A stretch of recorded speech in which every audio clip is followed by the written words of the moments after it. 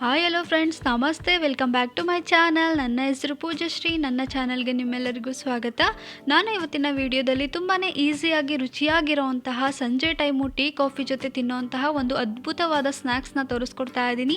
ಈ ಬಜ್ಜಿ ಅಂದರೆ ಯಾರಿಗಿಷ್ಟ ಇಲ್ಲ ಹೇಳಿ, ಎಲ್ಲರೂ ಇಷ್ಟಪಡ್ತಾರೆ. ಅದರಲ್ಲೂ ಈ ಸ್ಟಫ್ಡ್ ಮಸಾಲ ಬಜ್ಜಿ ಯಾವ ರೀತಿ ಮಾಡೋದು ಸಿಂಪಲ್ಲಾಗಿ ತೋರಿಸ್ಕೊಡ್ತಾ ಇದ್ದೀನಿ. ಮಿಸ್ ಮಾಡದೆ ವಿಡಿಯೋನ ಕೊನೆವರೆಗೂ ನೋಡಿ. ಬನ್ನಿ ಯಾವ ರೀತಿ ಮಾಡೋದು ಅಂತ ನೋಡೋಣ.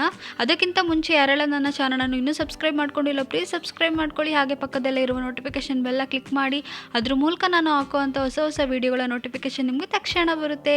ಬನ್ನಿ ಯಾವ ರೀತಿ ಮಾಡೋದು ಅಂತ ನೋಡೋಣ. ನೋಡಿ ಫ್ರೆಂಡ್ಸ್, ನಾನಿಲ್ಲಿ ಕ್ಯಾಪ್ಸಿಕಮ್ನ ತೊಗೊಂಡಿದ್ದೀನಿ. ನೀವು ಯಾವ ರೀತಿ ಕ್ಯಾಪ್ಸಿಕಮಲ್ಲೂ ಸಹ ಟ್ರೈ ಮಾಡ್ಬೋದು, ತುಂಬ ರುಚಿಯಾಗಿ ಬರುತ್ತೆ. ನಾನಿಲ್ಲಿ ಈ ರೀತಿ ದುಂಡು ಕ್ಯಾಪ್ಸಿಕಮಲ್ಲಿ ಮಾಡೋಣ ಅಂತ ಮಾಡ್ಕೊಳ್ತಾ ಇದ್ದೀನಿ. ಒಂದರಲ್ಲಿ 4 ಪೀಸ್ ಮಾಡಿ ಕಟ್ ಮಾಡಿ ಇಟ್ಕೊಂಡಿದ್ದೀನಿ.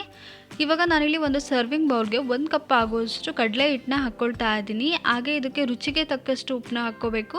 ಒಂದು 1/4 ಟೀ ಸ್ಪೂನ್ ಆಗೋಷ್ಟು ಉಪ್ಪು ಹಾಕ್ಕೊಂಡಿದ್ದೀನಿ. 1 ಟೇಬಲ್ ಸ್ಪೂನ್ ಆಗೋಷ್ಟು ಅಕ್ಕಿ ಹಿಟ್ಟು, ಒಂದು ಸ್ವಲ್ಪ ನೋಡಿ ಬೇಕಿಂಗ್ ಸೋಡಾ ಹಾಕ್ಕೊಂಡಿದ್ದೀನಿ. ಒಂದು 1/4 ಟೀ ಸ್ಪೂನ್ ಆಗೋಷ್ಟು ಅರಿಶಿಣದ ಪುಡಿ, ಒಂದು 2 ಟೇಬಲ್ ಸ್ಪೂನ್ ಆಗೋಷ್ಟು ಕಟ್ ಮಾಡ್ಕೊಂಡಿರೋವಂಥ ಕೊತ್ತಂಬರಿ ಹಾಕ್ಕೊಂಡು ಒಂದ್ಸರಿ ಚೆನ್ನಾಗಿ ಮಿಕ್ಸ್ ಮಾಡ್ಕೊಳ್ತಾ ಇದ್ದೀನಿ. ಇವಾಗ ನೋಡಿ ಕಾದಿರೋ ಅಂಥ ಎಣ್ಣೆ ಹಾಕ್ಕೊಳ್ತಾ ಇದ್ದೀನಿ. ಒಂದು 2 ಟೇಬಲ್ ಸ್ಪೂನ್ ಆಗೋಷ್ಟು ಎಣ್ಣೆ ಹಾಕೋದ್ರಿಂದ ಬಜ್ಜಿ ಕ್ರಿಸ್ಪಿಯಾಗಿ ಬರುತ್ತೆ, ತುಂಬ ಚೆನ್ನಾಗಿ ಬರುತ್ತೆ. ನಾವು ಬಜ್ಜಿ ಫ್ರೈ ಮಾಡೋಕ್ಕೆ ಅಂತ ಎಣ್ಣೆ ಕಾಯಿಸಿರ್ತೀವಿ ನೋಡಿ, ಆ ಎಣ್ಣೆ ಹಾಕ್ಕೋಬೋದು. ನಾನಿಲ್ಲಿ ಸ್ವಲ್ಪ ನೀರನ್ನ ಸೇರಿಸ್ಕೊಂಡು ಹಿಟ್ಟನ್ನ ಚೆನ್ನಾಗಿ ಈ ರೀತಿ ಕಲಿಸ್ಕೊಳ್ತಾ ಇದ್ದೀನಿ. ಯಾವುದೇ ರೀತಿ ಗಂಟು ಬರದೇ ಇರೋ ಥರ ಹಿಟ್ಟನ್ನ ಚೆನ್ನಾಗಿ ಕಲಿಸ್ಕೋಬೇಕಾಗುತ್ತೆ. ನೋಡಿ ಈ ರೀತಿ ಚೆನ್ನಾಗಿ ನಾವು ರೊಟೇಟ್ ಮಾಡ್ತಾ ಹಿಟ್ಟು ಕಲಿಸೋದ್ರಿಂದ ಹಿಟ್ಟು ತುಂಬ ಚೆನ್ನಾಗಿ ಹದವಾಗಿ ಬರುತ್ತೆ ಮತ್ತು ಬಜ್ಜಿ ಕೂಡ ತುಂಬ ಚೆನ್ನಾಗಿ ಬರುತ್ತೆ. ನೀವು ನೋಡ್ಬೋದು ಲಾಸ್ಟ್ ರಿಸಲ್ಟ್ ಯಾವ ರೀತಿ ಬಜ್ಜಿ ಬರುತ್ತೆ ಅಂತ. ಸೊ ಈ ಟಿಪ್ಸ್ನ ಮರಿಬೇಡಿ. ಈ ರೀತಿ ಚೆನ್ನಾಗಿ ನಾವು ರೊಟೇಟ್ ಮಾಡ್ತಾ ಹಿಟ್ಟನ್ನ ಚೆನ್ನಾಗಿ ಕಲಿಸ್ಕೋಬೇಕು.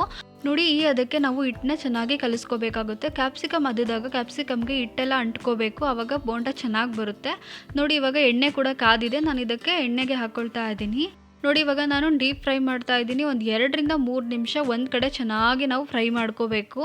ನೋಡಿ ಇವಾಗ ಅದು ಫ್ರೈ ಆಗ್ತಾ ಇದೆ. ನಾವು ಆ್ಯಕ್ಚುಲಿ ಹಾಕಬೇಕಾದ್ರೆ ಲೋ ಟು ಮೀಡಿಯಮ್ ಫ್ಲೇಮ್ನಲ್ಲಿ ಇಟ್ಕೋಬೇಕಾಗುತ್ತೆ, ಬಟ್ ಬೇಯಿಸ್ಕೋಬೇಕಾದ್ರೆ ಮೀಡಿಯಮ್ ಟು ಹೈ ಫ್ಲೇಮ್ನಲ್ಲಿ ಚೆನ್ನಾಗಿ ಬೇಯಿಸ್ಕೋಬೇಕಾಗುತ್ತೆ. ನೋಡಿ ಒಂದು ಕಡೆ ಕ್ರಿಸ್ಪಿಯಾಗಿ ಚೆನ್ನಾಗಿ ಬೆಂದಿದೆ, ಸೊ ಇನ್ನೊಂದು ಕಡೆ ನಾನು ಬೇಯಿಸ್ಕೊಳ್ತಾ ಇದ್ದೀನಿ.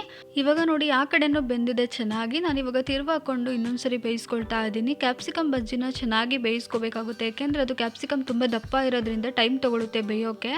ನೋಡಿ ಇವಾಗ ಕಂಪ್ಲೀಟಾಗಿ ಬೆಂದಿದೆ ಮತ್ತು ಕ್ರಿಸ್ಪಿಯಾಗಿ ಬಂದಿದೆ ಮತ್ತು ಗೋಲ್ಡನ್ ಕಲರ್ ಬಂದಿದೆ ಅಂದರೆ ಎಣ್ಣೆಯಿಂದ ತಕ್ಕೊಳ್ತಾ ಇದ್ದೀನಿ. ಬಜ್ಜಿ ಆಗಿದೆ, ಇವಾಗ ರೆಡಿ ಆಗಿದೆ. ನೋಡಿ ತುಂಬಾ ರುಚಿಯಾಗಿರುವಂತಹ ಕ್ಯಾಪ್ಸಿಕಮ್ ಬಜ್ಜಿ ಇವಾಗ ರೆಡಿ ಆಗಿದೆ. ಆ್ಯಕ್ಚುಲಿ ನಾವು ಬಜ್ಜಿನ ಈ ರೀತಿಯೇ ತಿನ್ಬೋದು, ತುಂಬ ರುಚಿಯಾಗಿರುತ್ತೆ. ನಾವು ನಾರ್ಮಲ್ ಕ್ಯಾಪ್ಸಿಕಮಲ್ಲೂ ಸಹ ಈ ರೀತಿ ಬಜ್ಜಿ ಮಾಡ್ಕೋಬೋದು, ತುಂಬ ರುಚಿಯಾಗಿರುತ್ತೆ. ಬಿಸಿ ಬಜ್ಜಿ ತಿಂತಾ ಇದ್ರೆ ಸಖತ್ತಾಗಿರುತ್ತೆ ಅಲ್ವಾ. ಸೊ ಇದನ್ನು ನಾನು ನಾರ್ಮಲ್ ಬಜ್ಜಿ ಮಾಡಿದ್ದೀನಿ. ಇದಕ್ಕೇ ನಾವು ಸ್ಟಫ್ಡ್ ಮಸಾಲ ಯಾವ ರೀತಿ ತುಂಬೋದು ಅಂತ ನೋಡೋಣ. ನೋಡಿ ಇವಾಗ ಬಜ್ಜಿ ಏನೋ ರೆಡಿ ಆಗಿದೆ. ಇದಕ್ಕೆ ನಾನು ಒಂದು ಈರುಳ್ಳಿನ ಚಿಕ್ಕದಾಗಿ ಕಟ್ ಮಾಡಿಕೊಂಡು ಹಾಕ್ಕೊಳ್ತಾ ಇದ್ದೀನಿ. ಹಾಗೆ ತುರಿದಿರೋ ಅಂತಹ ಕ್ಯಾರೆಟ್ನ ಹಾಕ್ಕೊಳ್ತಾ ಇದ್ದೀನಿ. ಇದಕ್ಕೆ ನಾನಿಲ್ಲಿ ಚಿಕ್ಕದಾಗಿ ಕಟ್ ಮಾಡ್ಕೊಂಡಿರುವಂತಹ ಕೊತ್ತಂಬರಿ ಸೊಪ್ಪನ್ನ ಸೇರಿಸ್ಕೊಳ್ತಾ ಇದ್ದೀನಿ. ಹಾಗೆ ಇದಕ್ಕೆ ನಾನಿಲ್ಲಿ ಪುದೀನ, ಕೊತ್ತಂಬರಿ ಹಾಗೆ ಸ್ವಲ್ಪ ಹಸಿಮೆಣಸಿನ್ಕಾಯಿ ಹಾಕಿ ರುಬ್ಬಿರುವಂತಹ ಚಟ್ನಿ ಹಾಕ್ಕೊಳ್ತಾ ಇದ್ದೀನಿ. ಲಾಸ್ಟಿಗೆ ನಿಂಬೆಹಣ್ಣಿನ ರಸ ಹಾಕ್ಕೊಳ್ತಾ ಇದ್ದೀನಿ. ಲಾಸ್ಟಿಗೆ ಸ್ವಲ್ಪ ನಾನಿಲ್ಲಿ ಖಾರದ ಪುಡಿನ ಹಾಕ್ಕೊಳ್ತಾ ಇದ್ದೀನಿ. ನಿಮಗೆ ಇನ್ನೂ ಏನೇನು ಮಸಾಲಾಸ್ ಬೇಕೋ ಅದನ್ನು ಆ್ಯಡ್ ಮಾಡ್ಕೋಬೋದು. ಸ್ಟಫ್ಡ್ ಕ್ಯಾಪ್ಸಿಕಮ್ ಮಸಾಲ ಇವಾಗ ರೆಡಿ ಆಗಿದೆ. ತುಂಬಾ ರುಚಿಯಾಗಿರುತ್ತೆ. ವೆದರ್ ಬೇರೆ ಕೋಲ್ಡ್ ಆಗಿದೆ ಅಲ್ವಾ, ಮಳೆಗಾಲ ಬೇರೆ. ಸೊ ಸಂಜೆ ಟೈಮು ಟೀ ಕಾಫಿ ಜೊತೆ ನೀವು ಈ ಸ್ನ್ಯಾಕ್ಸ್ ರೆಸಿಪಿನ ಟ್ರೈ ಮಾಡ್ಬೋದು. ಸ್ಟಫ್ಡ್ ಕ್ಯಾಪ್ಸಿಕಮ್ ಬಜ್ಜಿ ನಾನು ಇವತ್ತಿನ ವಿಡಿಯೋದಲ್ಲಿ ತೋರಿಸಿದ್ದೀನಿ. ಸೊ ಈ ರೀತಿ ನೀವು ಟ್ರೈ ಮಾಡಿ ಹೇಗೆ ಬಂತು ಅಂತ ನನಗೆ ಕಮೆಂಟ್ ಮಾಡೋದನ್ನ ಮರಿಬೇಡಿ. ಸೊ ನಾವೆಲ್ಲ ತಿಂದಿರ್ತೀವಿ ರೋಡ್ ಸೈಡು ಈ ರೀತಿ ಕ್ಯಾಪ್ಸಿಕಮ್ ಬಜ್ಜಿ ಕೊಡ್ತಾರೆ. ಸೊ ಅದೇ ರೀತಿ ನಾವು ಮನೇಲೇ ಯಾವ ರೀತಿ ಸಿಂಪಲ್ಲಾಗಿ ನಾನು ರುಚಿಯಾಗಿರುವಂತಹ ಬಜ್ಜಿ ಮಾಡೋದು ಅಂತ ತೋರಿಸ್ಕೊಟ್ಟಿದ್ದೀನಿ. ಇವತ್ತಿನ ರೆಸಿಪಿ ಇಷ್ಟ ಆದರೆ ರೆಸಿಪಿನ ಲೈಕ್ ಮಾಡಿ, ಶೇರ್ ಮಾಡಿ, ಹಾಗೆ ಕಮೆಂಟ್ ಮಾಡಿ. ನಮ್ಮ ಚಾನಲನ್ನು ಇನ್ನೂ ಯಾರೆಲ್ಲ ಸಬ್ಸ್ಕ್ರೈಬ್ ಮಾಡ್ಕೊಂಡಿಲ್ಲ ಪ್ಲೀಸ್ ಸಬ್ಸ್ಕ್ರೈಬ್ ಮಾಡ್ಕೊಳ್ಳಿ. ಹೀಗೆ ನನ್ನನ್ನು ಸಪೋರ್ಟ್ ಮಾಡ್ತಾ ಇರಿ. Thanks for watching.